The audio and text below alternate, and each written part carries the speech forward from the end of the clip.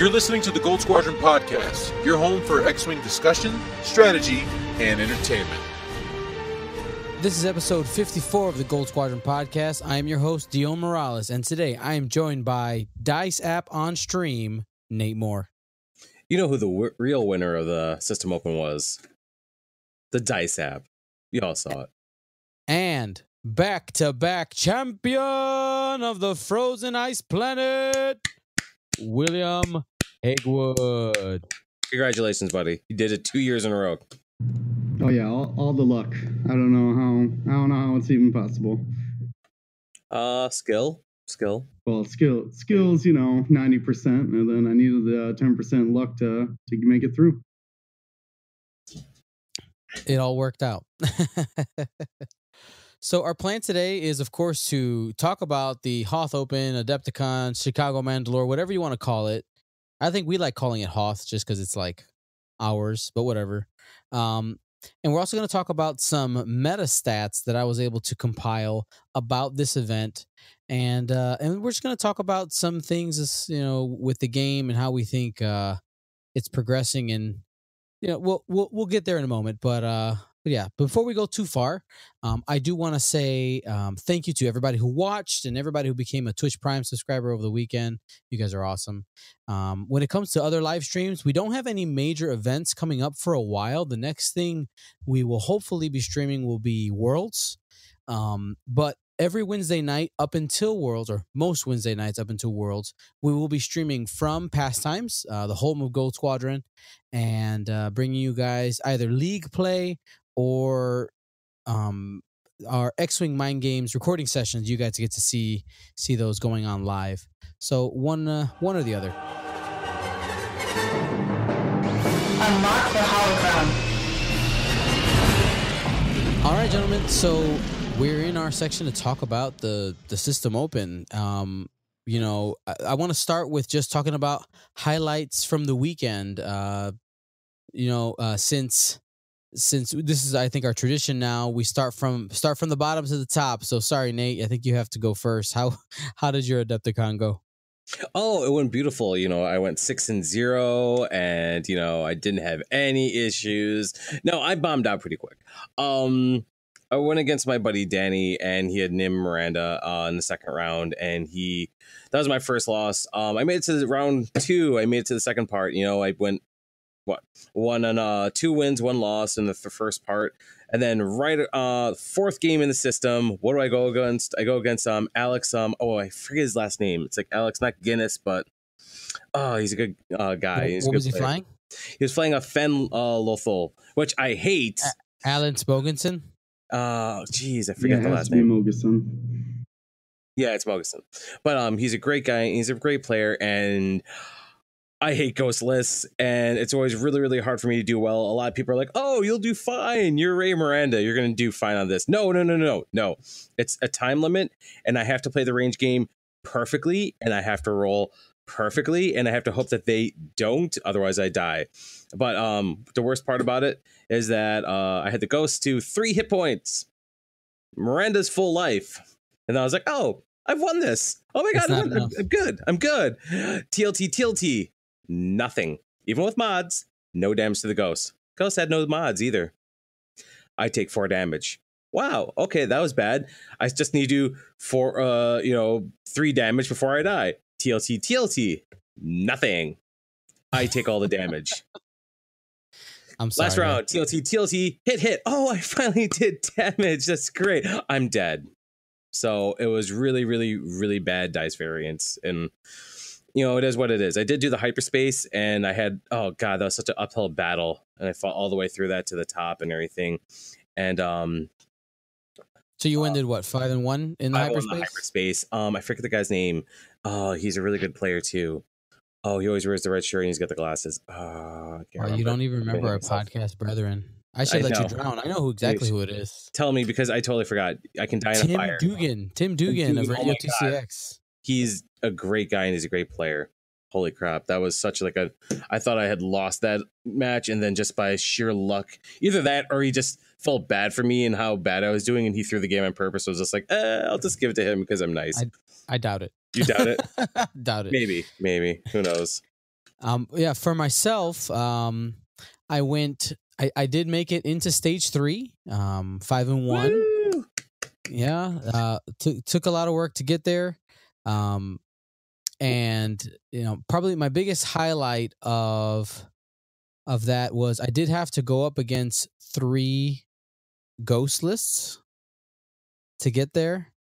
Yeah, so it was a good time. It's a good time.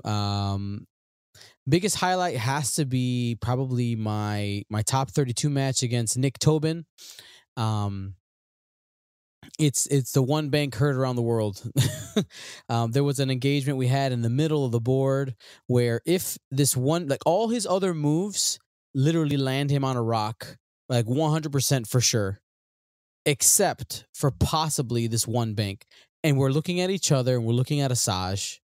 He has Asajj Nim. And he knows I'm about to bring the boats in to get range on Nim and just missile him to like 2 or 3 hit points. But if he can hit one of my boats and use a tractor beam from the Shadowcaster title to get it on a rock so it can't shoot, then I'm a sad boy. And we're looking at it for a while. He dials it in, and literally in all my games of X-Wing, this is the closest maneuver to an obstacle I had ever seen. Like the plastic came down and it never overlapped, but man, it was in contact the whole time with that side. And it ended in contact with the side, but that's like physically adjacent does not equal overlapping. And it was in the maneuver template all the way. Like it was fine. And I just kind of look up at him and go, all right, good game. We ended up playing it out. And I got close. I did get close, but not quite close enough to win that game. And yeah, so great game, Nick. I was definitely worried about the matchup, and it was good. Great player, man. Oh, he's awesome. He nearly wrecked me and everything. I did some damage and I killed one of his ships, like when we did the Wisconsin regionals. But yeah, he knocked me out round 1 there, and I was like, oh man, I hope he doesn't do that to Dion, and he did. And I was like, damn. Oh well. Yeah, he's a good player. It happens. Really, it happens. Was he the only scum player? He was the only scum player in the top 32. Yes. Wow. Okay, we'll get into that later too. Yep. All right. Well then, William, let's talk about your weekend, my friend. Why should we talk about Will? Did he do anything special this weekend? I don't know. I have no idea. 2 for 2. I did okay. So I started Thursday with Hyperspace, and actually it was going pretty good. I had won 3 games, 3-0. So I thought, things are looking up. I had the chance to go undefeated there, and they would make the rest of the weekend, a breeze because I already got into the Invitational. And round 4, I get paired up against Amir. We'll talk about him more later on, but his name was Andrew. What's Andrew's? Schmidt. There's way too many consonants in that. I had a teacher named Schmidt. I had no problem saying that in kindergarten. Well, just like reading it anyways. I'm also super bad with names. So anyway, so I got to play Andrew for the first time of the weekend in Hyperspace, and mirror match. His Miranda C-3PO Strezra. He's got draw on selflessness on Lork, because that is correct that I guess you guys didn't say it, but we all brought the same list that we had been flying. Is that right? Yeah, pretty much. Yeah, so I flew Kylo and 2 adaptability boats. Nate brought Ray Miranda, Engine Ray. Yeah, I was the best out of I was the highest of the 4 and 2s. Anyways, I digress. Keep going, Will. All right, so I'm playing Andrew. And we killed each other's ships, our support ships, and it ended up being my Miranda with no shields, double stressed or triple stressed, something like that, and then his Miranda unstressed because I was focusing down on Lork instead. And we played it out, played it very quick, and he ended up killing my Miranda, but just like super hot dice, like 2 hits on every TLT shot, and eventually my Colin ones ended out. And so he took the game, and we had a good time. But it wasn't until after the game that I was like, okay, well, congratulations, man. Hope you go undefeated. And he says, oh no, I lost last round. I was 2-1. And I was like, oh my god, I got paired down and lost in this hyperspace. And I actually went around and was just stewing, smoked a cigarette, and was trying to find a beer or something, and was just stewing about how this X and 1 took out an undefeated player who had the chance to get the invite. And turns out, next round 4, I get paired up I get matched up with Tyler Tippett, and I was paired up and he was paired down. So I'm a 3-1 going up against a 4-0. And I'm just like, man, everything I just spent 10 minutes complaining about, now I'm in that situation. Right. And I was just like, Tyler, you want to get some like lunch or something? You want to go like walk the con? Because like we could play it out. I mean, he's got Racklow and Vader, which is not a bad matchup for either one of us. I would say 50-50, right? It comes down to like dice rolls and good positioning and stuff. And I was just like, I'm not gonna try to take you out and prevent you from going undefeated. So I just conceded to him. And we actually had a good time when Wooden was actually able to demo some games and walk the vendor hall. And I think that we had a much better time away from the table doing that. And he ended up going 6-0 then too. So yeah, he got the invite. That's awesome to Tyler. Tyler and Nick both got the invite, so good for them. Yep. So at least my concedement wasn't in vain. Well, it's interesting you said that, Will, because I actually met the guy who was actually who was 32nd, because we were supposed to have 31 people in the the top 32, and he was actually 4-0, and he went against like a 3-2 or something. He got paired down, and so if the guy who he went against actually won, he would get nothing, but he would have been able to go on and get into the cut and everything at 5-0 and everything. And the guy decided to go, well, I'm just going to crush your dream, and crush his dream, which I thought was super bogus at that point. You're not helping yourself. So it's, but there's people who want to play. I mean, people have their own self pride, and don't want to just lay down for people, and that's totally respectable. I mean, they came to play. It's their decision. It is. It's just, I don't know. People can be people, and they do the things that they do. This is true about all things. Yes, it is. Now, do I necessarily agree with those things? That's up for another debate. Sorry, I keep sidetracking us. Keep going. Anyways, I thought about dropping hyperspace, but I'm glad I didn't, because actually I got on the last round I played Kevin Lights, and we had a great game. He made a positional mistake in the opening engagement. He ended up bumping both his Koran and his Finn route, which just opened him up to real bad times and swung the game heavily in my favor right from the opening engagement. But I was able to, check out the list, see Kevin's flight patterns and his strategy a little bit, which definitely helped me later on in the cut. So you got to play against 2 of your top cut opponents in the hyperspace. Yes. So yeah, my decision to take off Thursday and come out and get some practice games in was immensely helpful. And it was definitely the right call. Very cool. So that was just hyperspace. My the open started out the same way. Went 3-0. Got to play Ben.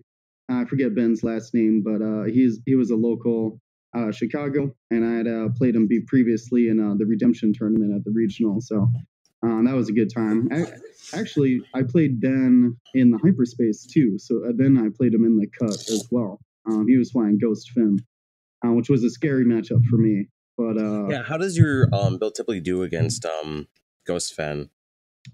Not well normally. Things have to go very good for me, and I have to get that ghost stress stuff. I had to get the ghost stressed, so he can't roll his primary attacks with full mauls, and I need to separate the ghost from Finn. From Finn, yeah. And I was able to do that. I came in, spooked the ghost off, and then was able to just charge on through and find Finn Rao and take him out. And actually, in our open game,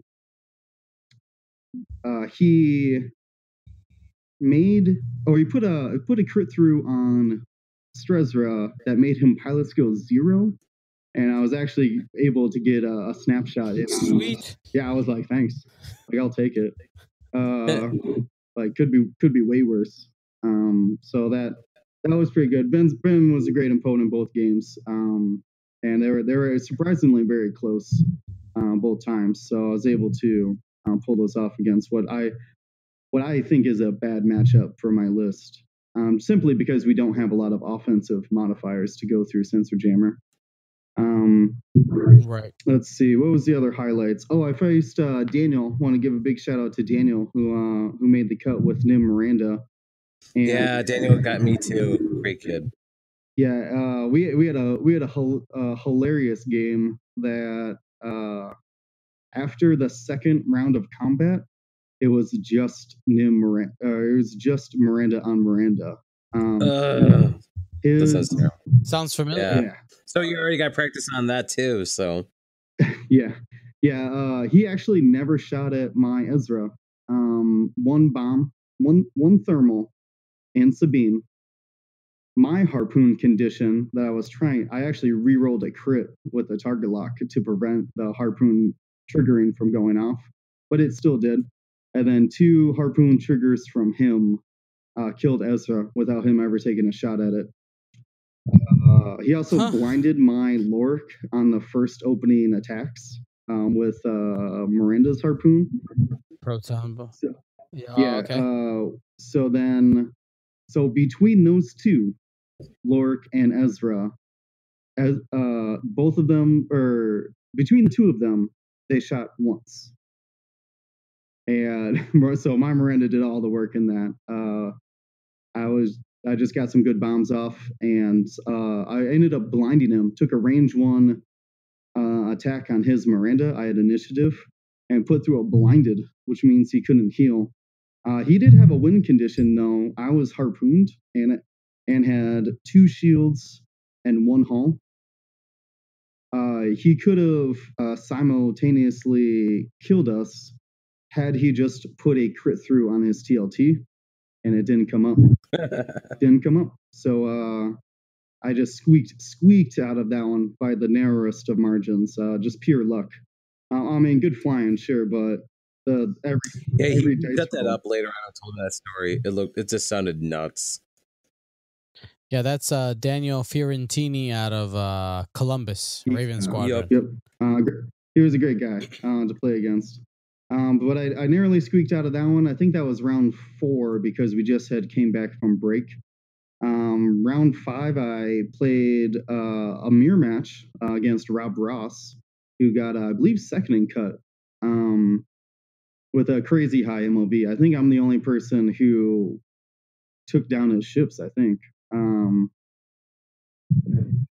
Yeah, his MOV was, I have it right here, was 1,078. Damn. 1,078. So he must have lost an Ezra at some point in time, other than the time I killed his Lork and Ezra.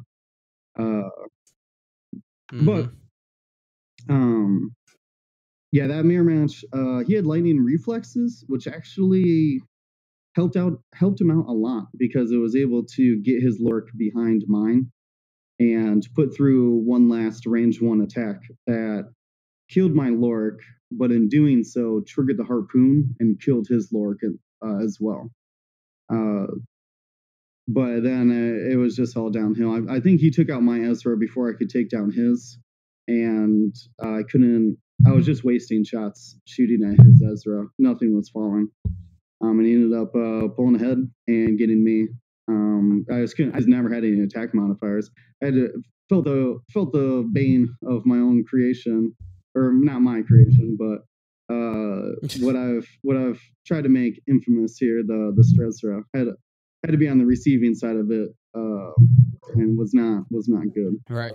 And then I finished out with a Dashpo, which I just did what I do to ships who love their actions and have terrible greens, which was shut them down with stress.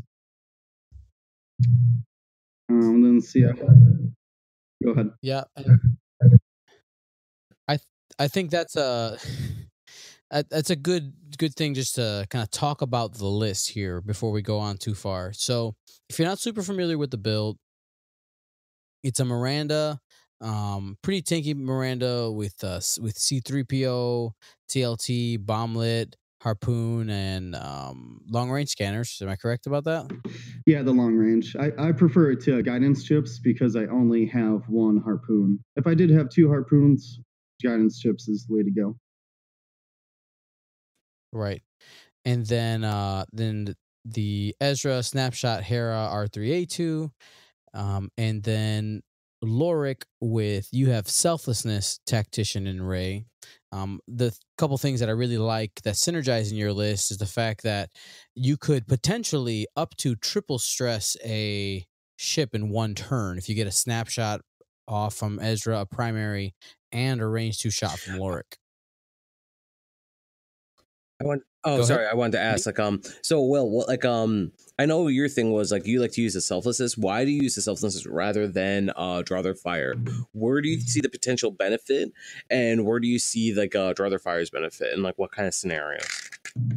Honestly, it's matchup dependent. So there's really not a better version of the list.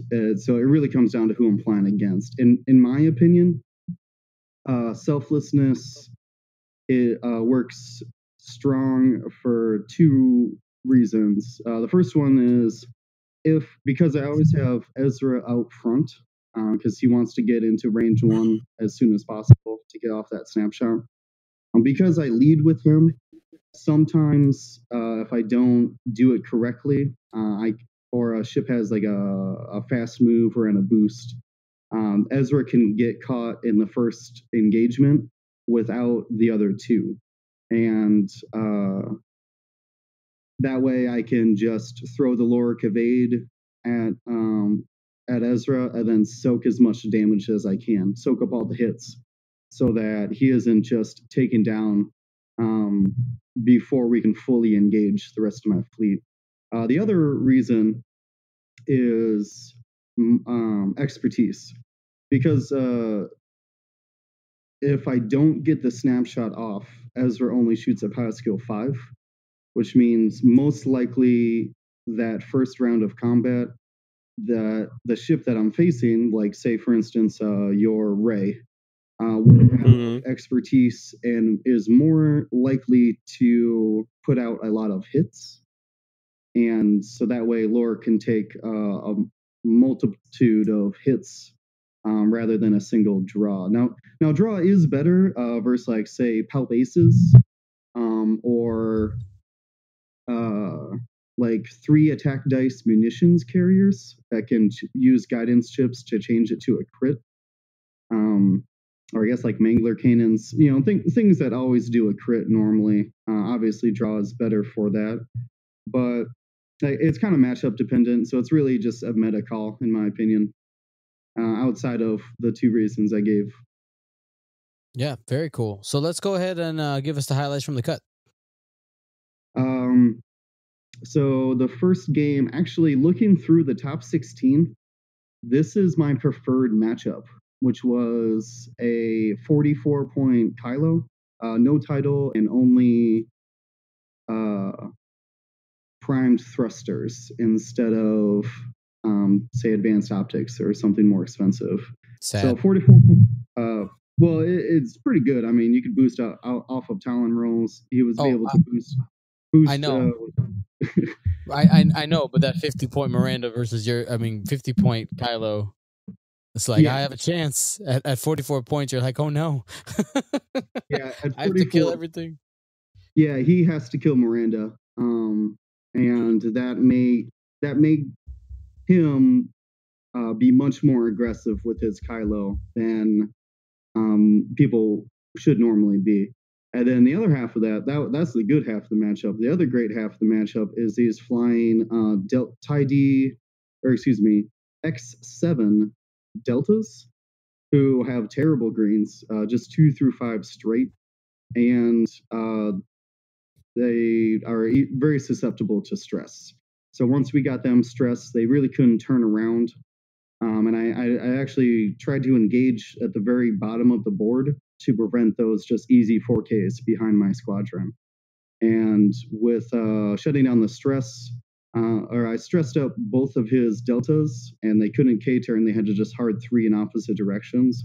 Made it that he was only shooting Kylo for most of the engagements. And we spooked off one of the deltas and then killed the other one. And I think he did end up taking down Lork, but I killed the other delta, so I was up on points anyways that time. Never did take down that Kylo though, but I hurt him pretty good, and he was less aggressive with me after that. Yeah. I faced Nick Tobin after that. Great player. Though you avenged me. Yes, I did avenge you. Me and Nick Tobin have had a long history now of me just taking him out of the cuts. I did it last year at Adepticon. I did it at our store championship at Pastimes. And I think one other time that I can't remember. It might have been the regional. I don't think it was the regional. But anyways, me and Nick have gone back and have competed a lot. And it seems that I'm always able to squeak out of there and crush his dreams. Though he's an amazing player, and I always find great lists. He actually, the turning point in that game was he genius bombed an ion, and where my Miranda landed, I landed in arc of his Nim, and I was like, I'm pretty sure that ion gets me, and my 1 forward is going to be off the board. So then I had to decide if my 3 bank would keep me on the board with my slam. And I probably stared at it for way too long. He eventually was like, dude, you got to make a decision.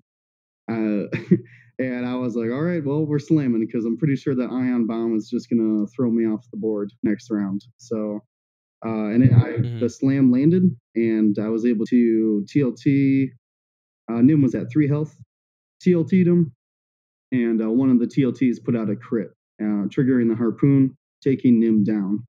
And then it was Asajj had to go find Lork, who was floating around and just trying to, not die. And Miranda was just on the chase. Eventually, we killed that Asajj.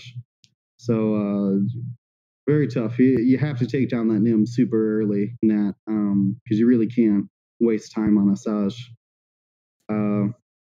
Let's see, who did I? Oh, then I faced Kevin after that. Kevin Lentz, amazing player. I mean, amazing for years now. And very intimidating. He's got all his world's dice out on display every time he plays. So a little intimidating. Flying Koran, Finn, Lorik, 100-point Koran, basically. 100-point ace. Yep. And that one ended up, I traded Ezra for his Lorik, which put me up on points. And that's when Kevin made the wrong decision, which was to shoot at Miranda. I had only selflessness 1 damage from Ezra. So I still had 2 shields on my Lorik, but my Miranda, I was spending shields left and right trying to take ships off the board of his, and he did the quick numbers and was like, I can kill that Miranda with a couple range ones, good double taps, and came down to last round. My Miranda, after his initial shot with Finn and Koran, put my Miranda at just 2 hull, and I had spent everything. Because I regenerated, I guess, right? So I must have only been at 1 hull, 1 shield, right? 1 hull, 1 shield. Yep. All he has to do with 4 dice and a target lock is get 3, which is the average. That's like the numbers, right? You roll on 4, you should get 2. Pick up the other 2, roll another 1, and 3 puts me down. Can't dice out of it. And Kevin blanks out on his first attack, or excuse me, on his double tap. He blanks out on 4 dice, so he picks them all up and re-rolls them with the target lock and gets just 1. Wow. No, I saw that because it's the double tap. He already did as much as he could, and we tried to stop as much as we could. And I already spent my selflessness trying to keep Ezra alive. So yeah, all he needed was really 2 hits to kill me, and he couldn't get it on 4 dice and a target lock. So that is like the worst feeling. Yeah. Yeah. That game was on stream. You can see it live. You can see the frustration. Really, I would be super frustrated. That's for sure. The situation, I believe that was the wrong call. He should have just focused down Lorik, who could only block 1, maybe 2 around, instead of my Miranda blocking essentially 3. Lorik, C-3PO, and Regen. And I think that he thought if he focused down on Lorik, it would leave Miranda to just drop bombs and power up range 1 attacks until Koran died. So his calculation should have worked, but the dice denied him. I played Phil Horning after that with Quick Draw, Kylo, and Countdown. Striker. 2 strikers made it into the cut. I saw. I love how he's using quick countdown in this meta, because countdown can survive surprisingly well against Ghostless. No, you take it and you stick it range 1 in the arc. Mm-hmm. Yeah, I'm fine. 1 damage. Also, I mean, just anything that can shoot. Harpoons specifically, they can always put out 4 damage. And you just don't even have to spend your token. You could just say 1 damage. So that was pretty good. I actually ended up getting his countdown with Ezra. I stressed him so he couldn't count down. And then my snapshot did hit crit, and he blanked out on 2 dice. And it was like, for his immediate response was, "Oh yeah, countdown." And I was like, "No, I already stressed you. That's that's when you're declared defender." And I was like, "Oh, sad." He had a chance to win. He got his quick draw back into the engagement, got 3 hits against my range 3 Lorik with only 1 health. So I have reinforce 2 dice, can't roll a blank, and I don't. And he doesn't kill any points on my list, and I was able to get out of there pretty successfully. Then it was the final. Oh man, what do you want to say about the final, Dion? All right, so this was essentially a mirror match minus the difference between the draw their fire and selflessness. And I think what I really want to focus on, I mean, you guys both did all the things you needed to do to get the Miranda v Miranda ending, and basically you got into a never-ending loop state, right? It would seem like progress would be happening in the game. Oh, look, William got 1 shield.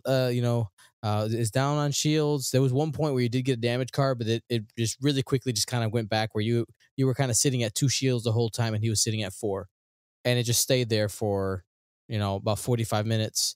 And really, the part I want to focus on, William, is there came a point where you guys decided that you guys needed a break, and I want to focus on that because the on the stream we didn't have table audio, so we didn't hear the conversation that you guys had. Like, how? Just walk me through that. There was a point when because we have Chris Brown, Chico, or Marshall, watching it as intently as he could watch 2 Mirandas. And there was a point, we were, and hopefully you could agree with me, Dion, that we were going strong. Like, we were not wasting time in that engagement. Like, dials. You were not. Yeah, we're dials. You guys were making fast decisions. Yep, dials down, dice are rolling. If we disengaged, right, we're right back to grab your target lock and find the engagement, and right back into it.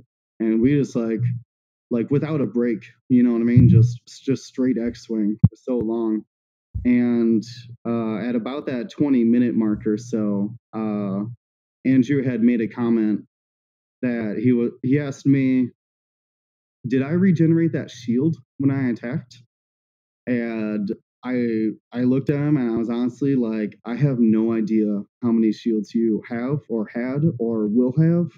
Like, I looked down at my Miranda and I was like, I don't even know if I regenerated last round. Our brains were just mush of just TLTs and healing and dice calculations and range control. We were just completely mushed. And I was fading. And I could tell simply by that question that Andrew was fading as well. Like, it was getting to that point where the mistakes that we were not doing, well, we were flying perfectly. Like, huge credit to Andrew. Like, he was flying Miranda perfectly. And I hope that I was, in comparison, flying my Miranda perfectly as well. Nobody made a mistake for so long. And eventually, like, when that conversation came up, that's when I was just like, we asked Chico how much time was left. Chico said about 20 minutes or so. And I believe it was me. I may be wrong, because like I said, I was pretty delirious at the time. That I just asked for a final salvo. I was just like, Andrew, are you done? Because I am. And Andrew, I think it was Duncan. Duncan made us. He was recording the game kind of on his phone or whatever, and he asked us both, like, do you guys want to keep playing? And we're both like, no, we're no longer having fun, and the game's literally going nowhere, and hasn't been for so long that we were just done. Like, we talked about it on the stream that in the time remaining, a winner could have been decided, but we would have needed to, for 7 rounds, hit all sets of TLTs to kill each other. We had 7 rounds left of time, but like, we had played. What is your estimate, Dion? How many rounds do you think me or the Mirandas went against each other? Oh man, you guys. I'm gonna say something like maybe 17. Okay. Somewhere around there. It was a lot. It was a lot. I mean, that's more than what most games go. In total. But I mean, yeah, you guys used the entire. There was at one point, if you go back and watch a stream, you hear you guys actually end up like almost mirroring an exact engagement you guys had about 10 turns before in the same spot by the middle, by like a center rock, where you were just obstructed and he had kind of like 2 turned in and was sideways. And the exact same thing happened where like you did a damage and then didn't. And then he did a damage and then didn't. And then it was just back to square one. Like, it was Yeah, like I said, it was very infinite loop type of thing. One thing I know that you guys did get to that point where you guys weren't having fun anymore. I do think though in your guys' maneuver choices there's some good information to be learned there, because in that engagement, and you stop me if I'm wrong, William. I believe Andrew was trying to get into range 1 because he was ahead on damage to be able to make his range 1 shot more devastating. If you guys traded 4 hits and 4 hits and he has more health, eventually he ends up ahead in that damage race with range 1 shots. And then also trying to get each other to chase in order to let the bomblet be a factor. But both of you guys did a wonderful job of making sure to engage on your own terms and avoid each other's bomblets. And I just thought, from a decision making standpoint and the speed at which you guys made the decision, I think it was a clinic. Oh yeah, I mean to expand upon what you're saying about the range 1s. Oh, I knew. I I very much was aware that if the range, so most of the game I had 1 shield, and most of the game he had 3 shields. I think that was pretty much the standard, right? And if that range 1 happens, then if I power up, he could then put 3 damage into me and leave me at just 2 hull, right? And I could only strip his shields because I can only do 3 damage back to him because C3PO 0, and then I only have 4 tech dice. So the range 1 engagement was favoring him. There was a point, I believe, that I was up. The shields were even. I had a damage card on me, but I had 2 shields and he had 2 shields for just a moment or so. And at that point, I was like, okay, now I can go in because I have initiative. I can go in and I can power up my range 1 by spending a shield. And then I could put in 3 damage, hopefully, with a target lock focus. And that would strip both of his shields and put a damage card on him. And without a shield to power up, he would then have to, I would assume, regen, only shoot 2 dice, which would strip my last shield. So that in that engagement would still leave him with 1 shield, but I would be able to put the damage card hopefully onto him. And once I got up to 2 shields, the tables turned, and it was me chasing him, avoiding his bomblets all of a sudden, and it was very subtle. I think we didn't say it out loud, but we definitely both knew, like, I had caught up. It was my game to all of us with 2 shields. I could be aggressive, and that engagement never happened. Once that was a factor, he was got me behind him. He would always move after me, so he would always get into range 2, and just went back and forth. And then eventually he got up on damage. It went back to he had 3 and I had 1 shield again. Went back to how it was to begin with. So that fight, it may have looked like we were just chasing each other around TLT, but that entire time, we're doing those calculations of like, all right, where is his bomb going to be? Where can't I be? How do I set up my engagement to where he has to follow me? Or we could do like broadsides, right? So I'm not in danger of going into his bomb, and avoiding the range 1s. Most of the time it was me avoiding range 1 because he had the advantage. But until then, I got up to 2 shields, and he had to avoid range 1. And yeah, I'll be honest with you, that was some good flying. Like, I believe we executed it perfectly. So much so that we literally couldn't determine a winner. We were flying at 100% with the same lists, and in a mirror match like that with regenerators and damage mitigation, you just can't decide on a winner. It just won't happen. I was talking to Zach Matthews about this, that there used to be untimed finals. Remember that? We could still be playing. Oh my that game, goodness! If that final was untimed and Chico wouldn't.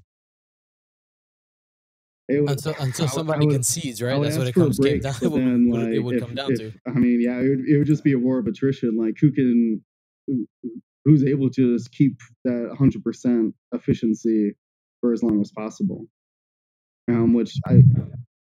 Oh, hey, Marcel. Hey, buenos días, tardes, noches.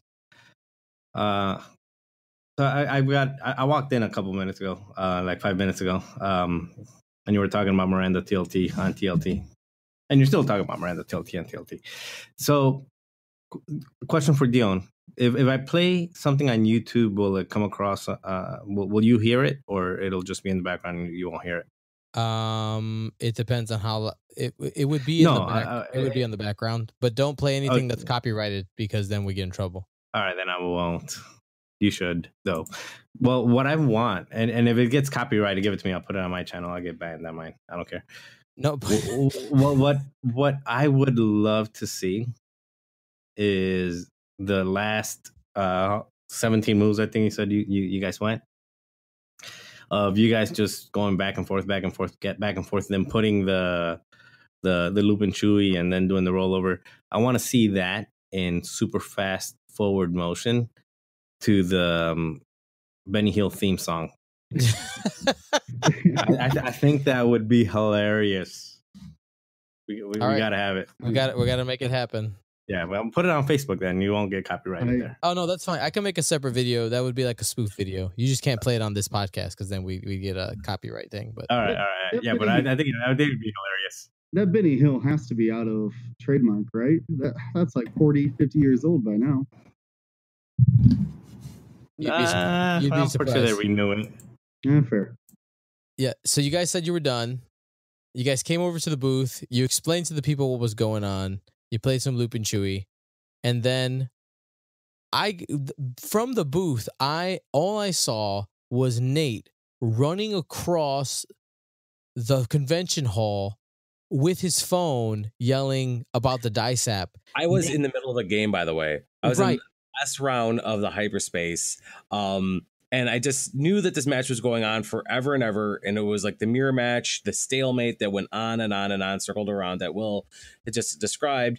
And all of a sudden, like, I'm hearing from like the other side and everything. Our match had just started, I want to say, like 4 to 5 minutes, like, ago. And I hear people going, dice, app, dice, app, dice, app. And because I'm assuming that they're going to the final salvo, and I'm like, oh, this is my moment.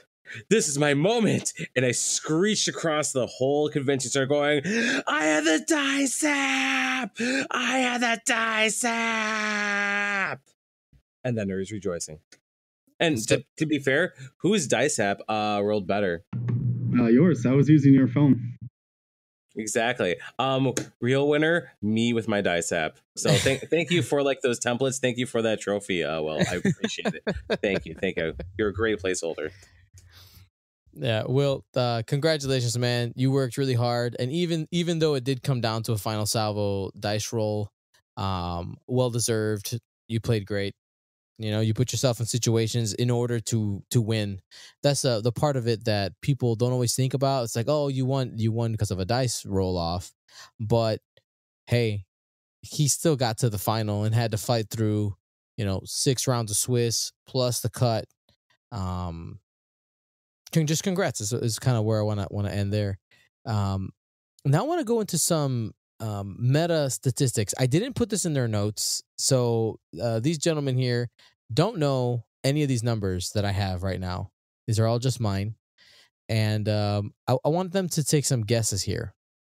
So here's the first question, guys, and we'll take a second of silence so that people listening in their cars and at home can guess too.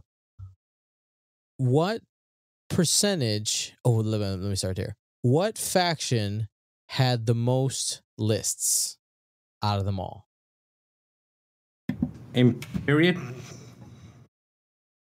Just in general, like how many lists had the most? Like at the Like what? Out of all What 300? faction? There were What 300 faction people. out of 287?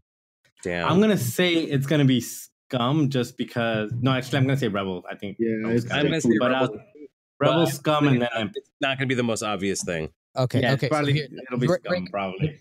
all right. So Marcel, what's your rankings? First, second, third. Rebel, Scum, Imp. Okay. Nate Rebel, Imp, Scum. and William. And the answer is Rebel, Empire, Scum. Now here's the next. Oh, I was right. What do I get? You get Well, I nothing. was, So I, here- I thought you. I thought it was gonna be Empire, something weird. I Scum. mean, that's No, kind of. Well, hold on. I That know was what kind of that is. basic. That's kind of I'm obvious. leading up to something. I'm Okay. leading up to something, man. All right, Yeah, all right, all impatient. right. Go ahead, go ahead. Let's go to start. What percentage? 17.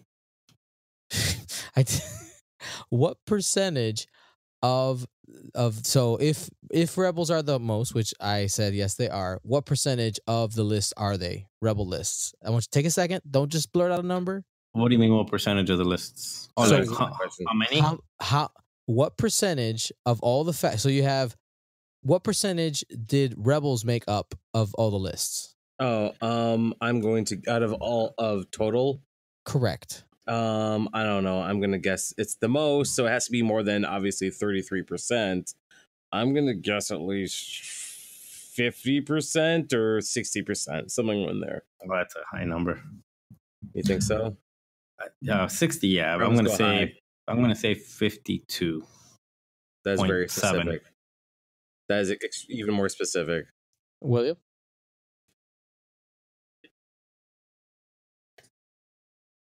%48%. Ha! 48%. You all lose because of Price is Right rules. Yeah, I would if say you bet over then you 60, still so at lose. least Damn, 61%. Carry. All right. So now here's some of the things I want to break down and just kind of give some information here. Wait, what percent was Scum out of the Scum 100? was 21%. And what percent was it of the cut? Not a Well, lot. 1 out of 31. One out of 32, whatever that is. Come on, math major. Come on, Oh. math teacher. Give it to me. 1 out of 31. You're gonna make me do stuff on my day. You suck. You failed. Okay, 4%. we'll move on. 4.7%. Leave it to the music teacher to beat the math teacher. He has it in like a thing. I have to actually think about it because 3 would be 10. You don't have to do the math anymore. It's done. 4%. 4.7%. 4%. So out of 20% that showed up, 4% made the cut. Out of 48% that made the that came with Rebels, about 48% made the cut. So the one that statistically did better is the Imperials. What showed up to what made the cut?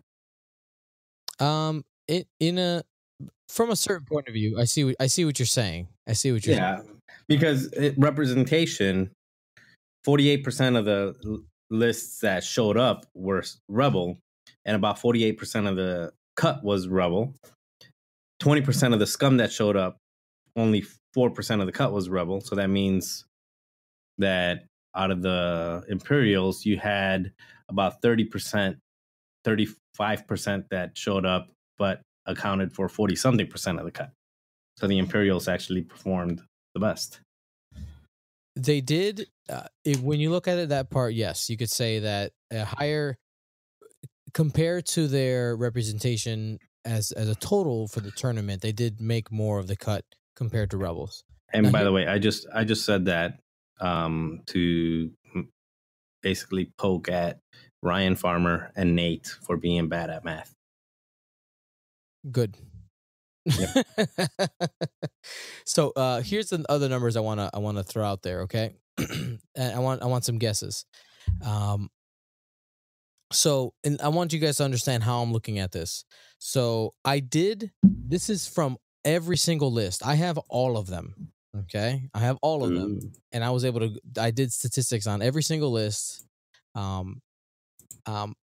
Strezra, in my opinion, is a sub subset of what I like to call 100-point ace lists, which right now for Rebels equals Lorik plus an ace and a support, usually Fen or Ezra, or it's a couple of other things in like some weirder ones, but that's usually what it is. It's Lorik plus a Sheathipede and an ace. Those lists were of the ones that made the cut were almost exclusively what Rebels had.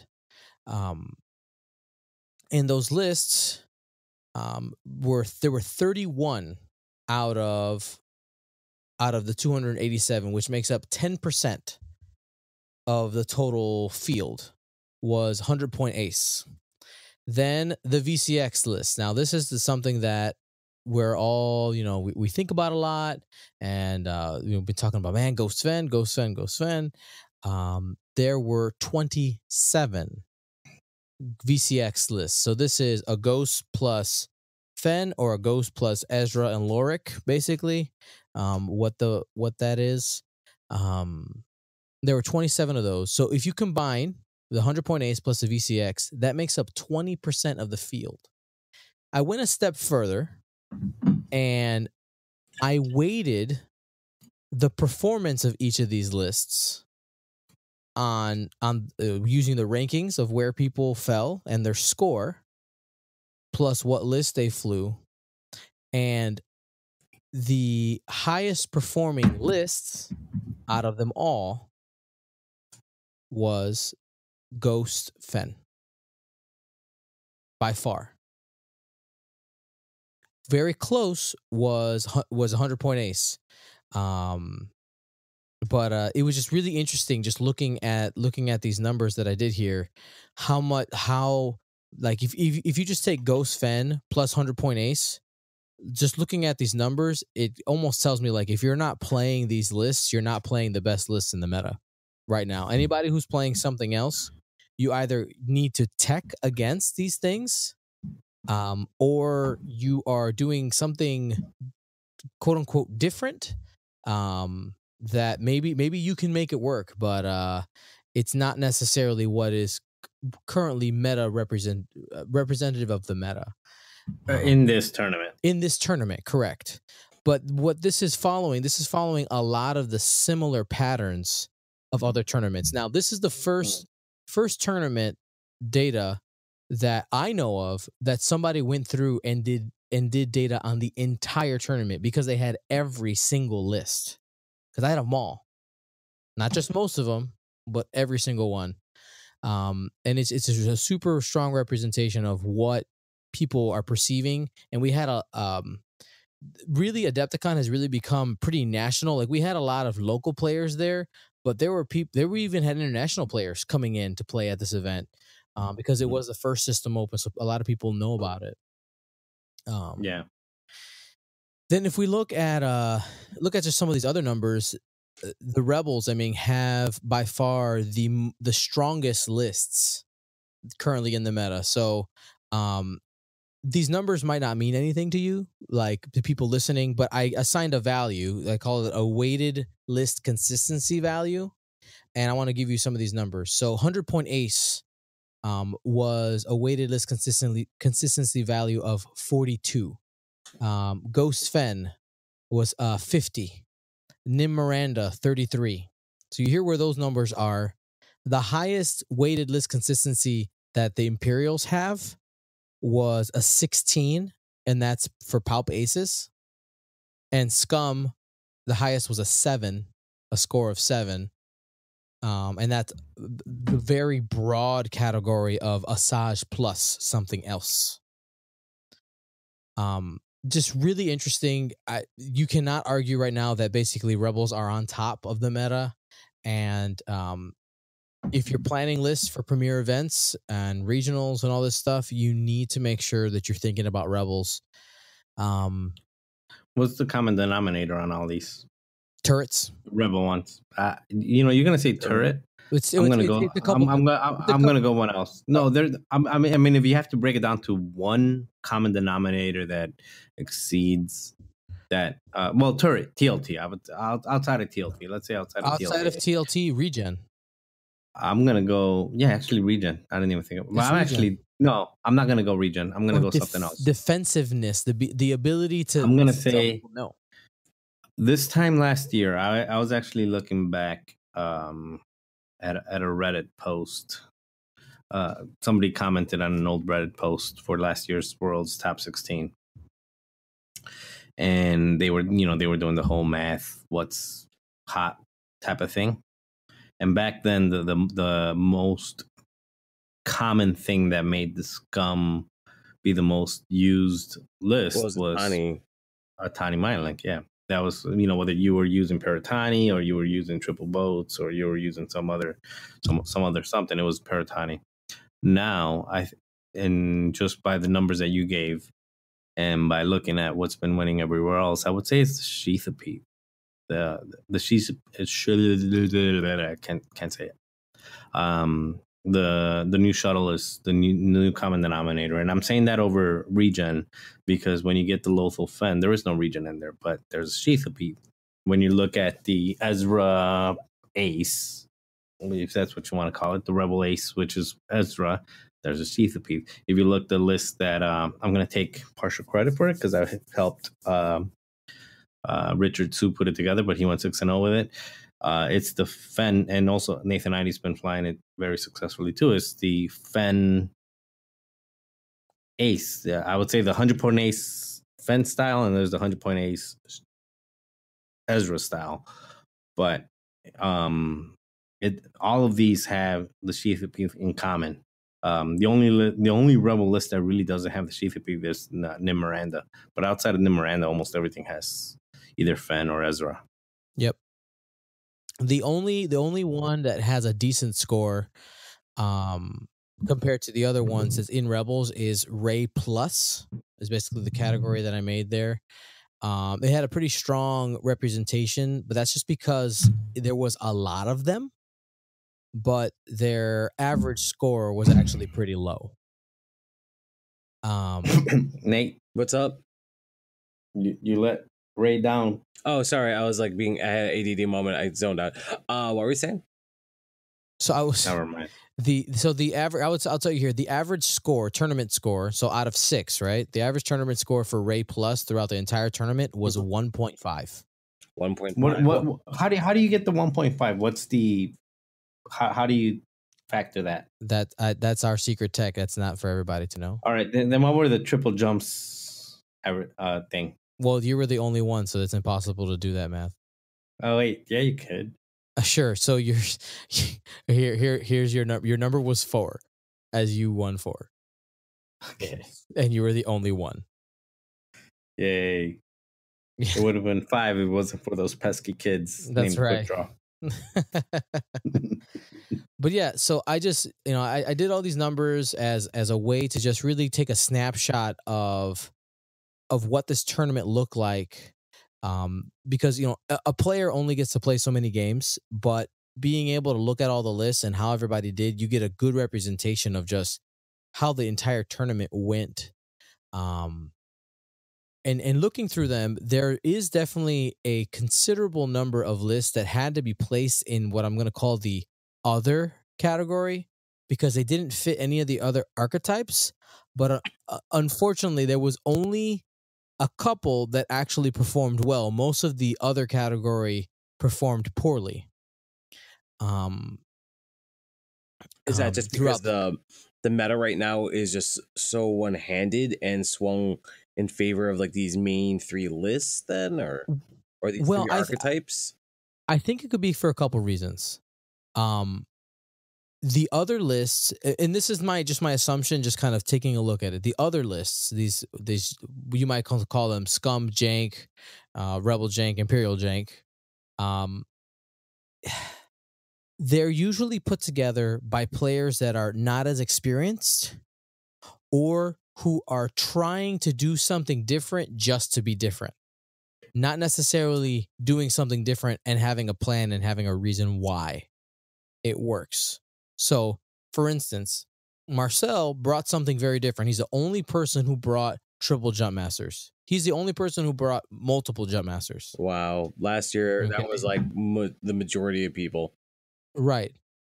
But he had a plan, right? He knew the reason I'm bringing this is for X and Y and Z, and this is how you execute it in the matches. A lot of the combinations were like I understood.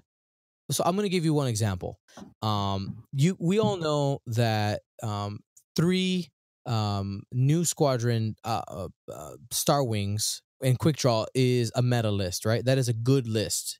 It's refined. It has 3 ships that move around fast and have torpedoes or has missiles, and you have Quick Draw, which is able to put out a ton of damage. Somebody took that list and, in fact, made it not as good by taking out the Star Wings and putting in bombers instead with long range scanners and harpoons, but they replaced them with ships that were not as maneuverable and didn't live as long. And they did significant, like their score was significantly lower than any of the 3 boats in Quick Draw. There's just a lot of those other lists. They just, unfortunately, worse versions of other things, or people just kind of trying things out the box, which is great.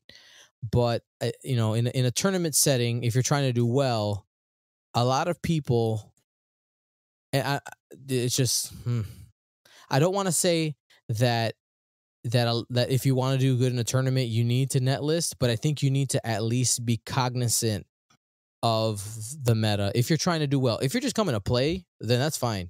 Sure, maybe that's what it came down to. Yeah, I think that just for me again, this year definitely it's been the roughest year for me in terms of making cuts and stuff like that. I was talking to William at the end. Like I've averaged 4-2 at every single tournament. I won 5-1 once, but that was canceled out by one time I went 3-3. So every other time it's been 4-2. But you're also trying something different each time. Yeah, every tournament I flew something different and something that's not really part of the mainstream meta or anything. So. Oh no!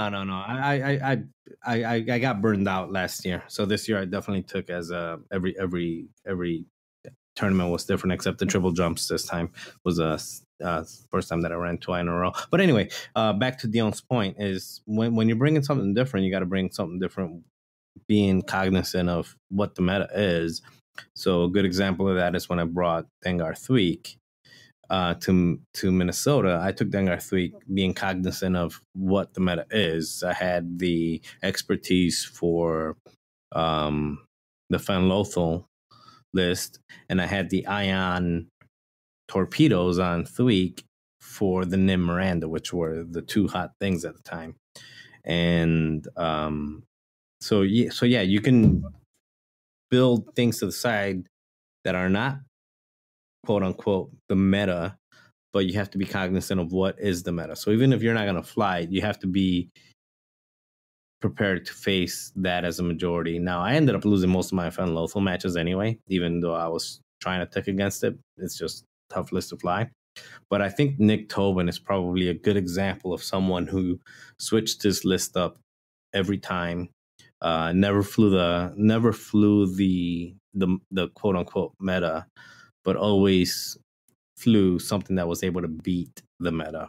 And he flew a couple different lists, and he made the cut in Chicago. He made the cut at Gen Con. He made the cut at Wisconsin, and he constantly performed at the top.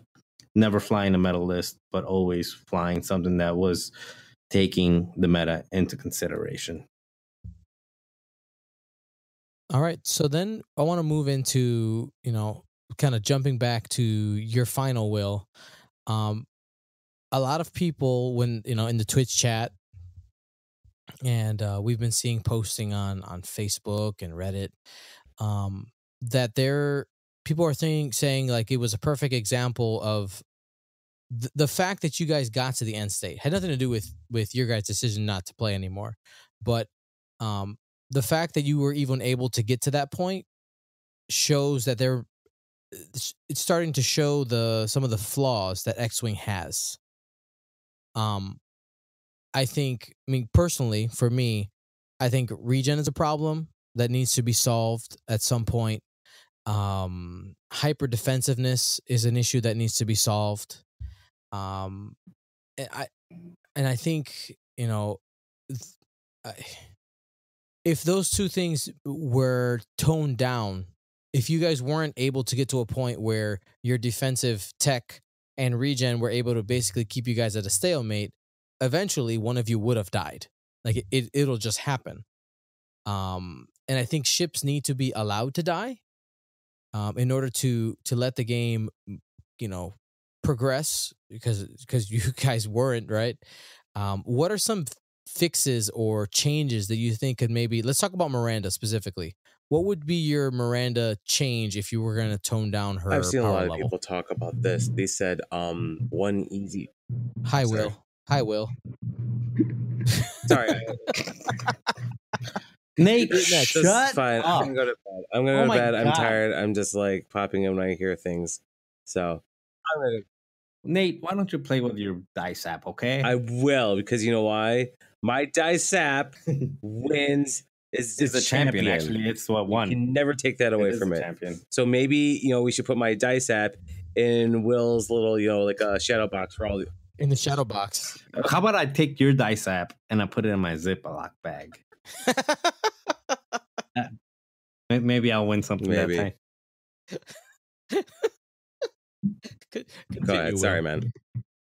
No worries.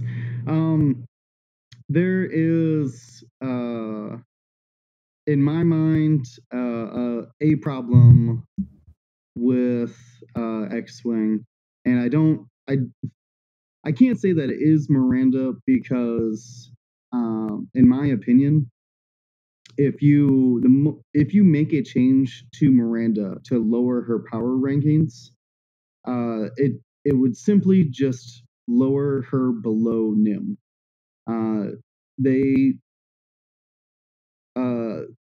They tried with Nim, they really did, but they still overreached. And I think that if you want to nerf Miranda, I don't see how Nim is acceptable as far as power levels. I understand that Nim can't regen and most of the time can't have defensive abilities, which is appropriate. But his other abilities are on par, in my opinion. There's this thing right now that is essentially unlimited resources in X-Wing. The easiest example, and I'm not talking about modifiers to your dice, such as like reinforce, which is technically infinite for the round until you choose to not have it. But I'm talking about bomblet generator as the prime example. There is no penalty for using it. Unless you bomb your own ships, so then that's simply your choice to do. But there is no penalty for literally dropping a bomb every single round. And another unlimited resource that has always been in the game is R2-D2, and being able to regenerate shields and health. Originally, R2-D2 was pretty balanced. I mean, X-Wings only had 2 shields. They weren't very dodgy to begin with, and Y-Wings couldn't even do them because you're doing like 1 forwards and 2 forwards, so you couldn't even use R2-D2. So that it was limited in its aspect originally, but now it's kind of expounded upon itself to reach new levels. And to me, I see no difference in a Super Pro who has R2-D2 than Miranda as far as healing goes, because they have an unlimited resource of that. Sure. Miranda has to shoot, but she's she's a turret, so that's going to happen unless she slams. But an R2-D2, but you simply just need to dial in a green move to get that resource back. In my opinion, Gonk or the new Chopper Astromech is perfect resource management. You have either you either need to collect up resources with gunk and shields, collect shields with gunk, and then use them strategically later on in battle. Or with Chopper, you start with a limited pool of resources that you strategically use throughout the battle. There is literally no strategy of Miranda, or excuse me, there's no strategy to R2D2, except for if you need to take a shot. I'm a Miranda player, and I use her shields as resources. I use them when I need to kill a ship. I use them when I shoot the harpoon. And in my play style, they are a resource that I use. They're not just health. And I think that's what sometimes puts my Miranda play beyond others, because I know when to use it. I know when I don't need to heal. We'll just stay at the current. It's too risky to expend a shield, but it's not a situation where I need to dampen my attack power. So I'll just not heal or do anything. And that there is resource play there, but being able to do it forever is a problem. Being able to heal back all the time, and I mean, forever. This is. I did want to make a point that people had saw the stalemate, and sure, it had drawn attention to the problem with Miranda, as far as healing and that unlimited resources that she is able to use. Miranda doesn't always win, and once me and Andrew weren't bombing each other, and we had already shot a harpoon. Our build was TLT, C3PO, and Miranda is, I believe, a Wave 7 build. When Miranda came out, you could put TLT and C3PO on her. And that has been in the game for 2.5 years now, I believe. Something like that.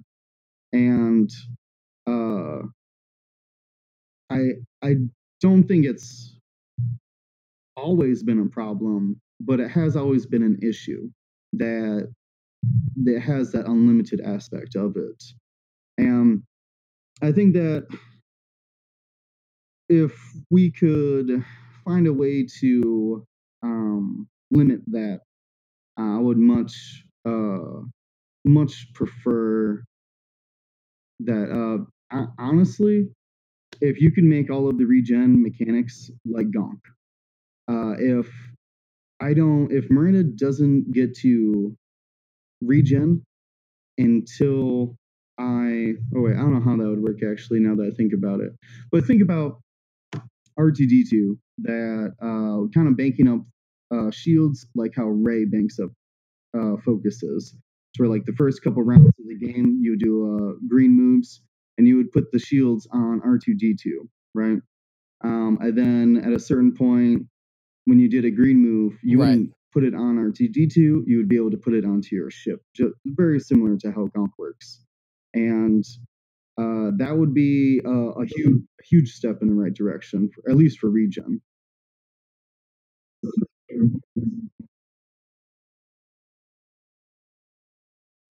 So correct, yes.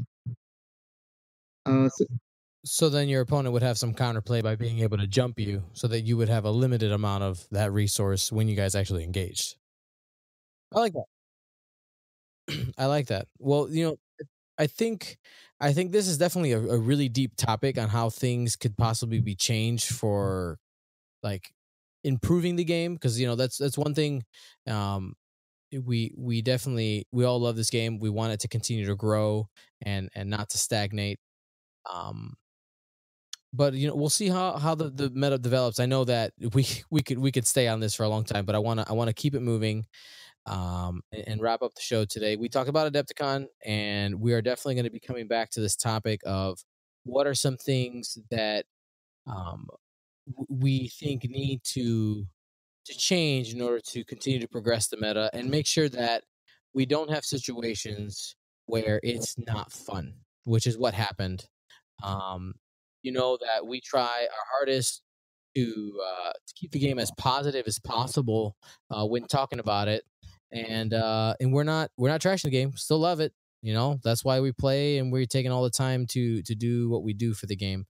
But we definitely see there's room for improvement. That's my teacher speak there. There's definitely room for improvement.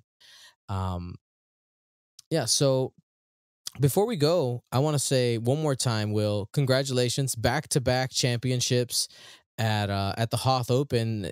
Will you be able to three-peat? Oh boy, I don't know, man. There's so much luck involved between matchups and dice rolls, and that I don't know. We'll see. I mean, You're gonna try, right? I'll try. And I am just as surprised as anybody else. I mean, it came down to a final salvo whether I was the champion or not. Right. And it could have just as easily been Andrew, which would have been great. I will say that one of the first things I talked to him about was like, is this because I was unfamiliar with him. I played him before, but I was unfamiliar with his name and like I hadn't seen him around. I was like, is this like your first major event? And he's like, well, I got I think he said top 16 at Gen Con, but other than that, no. I was like, the master or the apprentice has become the master, and the roles were just reversed. I mean, last year I went up against Nathan Nighty, who was always in the top cuts, always an amazing player, and had been for years. And then all of a sudden the roles were reversed, and I was able to play against what I think is an up and coming X-Wing player. Look out for Andrew; he will get you. Do you live in the Chicagoland area or plan on visiting? Come on down to Pastimes Comics and Games, the home of Gold Squadron, where we play X-Wing every Wednesday and have tournaments the first Sunday of every month. We also play Imperial Assault, Armada, LCG, and Destiny on different days. Visit our Facebook page, Pastimes Star Wars, for more information. And I want to remind everybody that you can watch, when we go to these events, we're usually streaming, so you can watch those live events and content at Twitch TV/Gold Squadron Podcast. The long forms of the streams are up on YouTube already, so you can go ahead and give those a watch. It's going to take me a little bit longer to get the individual videos up because I have we use a new computer to stream, and I haven't found video editing software that I like, and it's really frustrating to do video editing with crappy software. So I'm still trying to figure that out, but the long form is in there, and it looks pretty good. So you can still give that a watch. You can always go to goldsquadronpodcast.com, get our swag there for sale. Use the offer code buy two get one. There's going to be some new stuff coming up in the next couple weeks. And lastly, if you want to join the largest group of people that support our content and all the stuff we do, you can go to patreon.com/Gold Squadron. Thank you to them. This was a great event. I'm really happy on how us as a team, as Gold Squadron, did.